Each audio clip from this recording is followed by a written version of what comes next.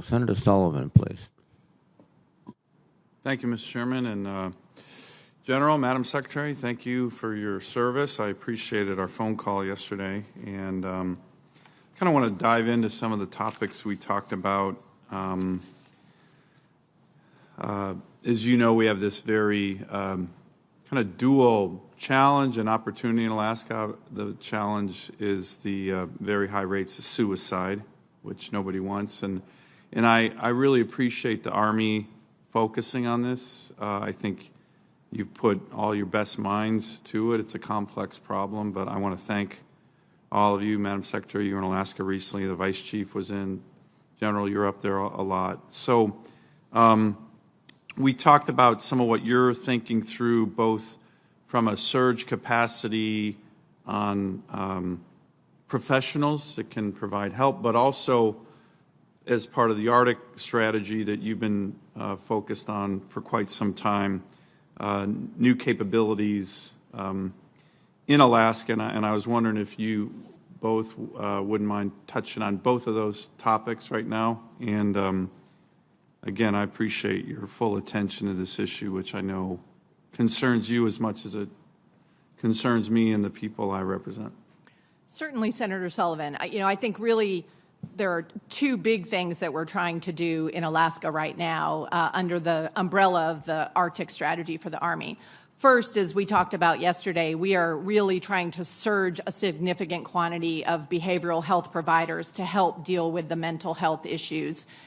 So we have behavioral health folks going up. We are sending military family life counselors. We are sending chaplains, and that will be a 6-month surge. And we will be doing a 100% mental health check of every U.S. Army Alaska soldier. Thank you. One of the things we found in addition that we think is contributing potentially to some of what we're seeing in Alaska is that some of the soldiers there don't feel like they have a sense of identity or purpose around why they're stationed there. So we are looking at, as we talked about yesterday, reflagging the U.S. Army Alaska headquarters as the 11th Airborne Division, which is a division that was disestablished but has a very storied lineage. And we're thinking of essentially renaming U.S. Army Alaska 11th Airborne Division. So that would be Some an details. operational... Yes, it would become an operational headquarters, the 2 brigades that are there. We're not adding or subtracting force structure. It's really sort of more of a new sense of common identity for the soldiers up there. Great. General, you have any thoughts on that? As the Secretary said, as we give them the identity, haven't had a chance to serve in an airborne division, the 101st Airborne Division. The 11th has a great history and heritage. That means a lot to soldiers, and tabs on their badges and things like that matter. But also we're looking at the Arctic very differently. We put out a strategy. We think it's very different. We got to be able to operate in that environment. We got to make sure the units have the capabilities, and that gives them the confidence to be somewhat special. You're the ones that can operate with the right equipment and even transform some of those units so they have the right vehicles to operate in the coldest time. They have the right equipment and the right clothing, and all those things come together to give them a sense of identity, and that's who we send there. We have a lot of people that want to go to Alaska. They go up there and they thrive. We have some that don't. They just have a tough time, and I think COVID has exacerbated a lot of the challenge we have because of isolation, and that's something we're recognizing. We talk about building these cohesive teams. You build a cohesive team around a mission, and you give them focus, and you give them identity, and that's what brings them together, and that's what we want to try to do. Thank you. Madam Secretary, we talked yesterday about the civilian behavioral health support when it's difficult to fill. In a lot of places in the country, it's been particularly difficult to fill in Alaska.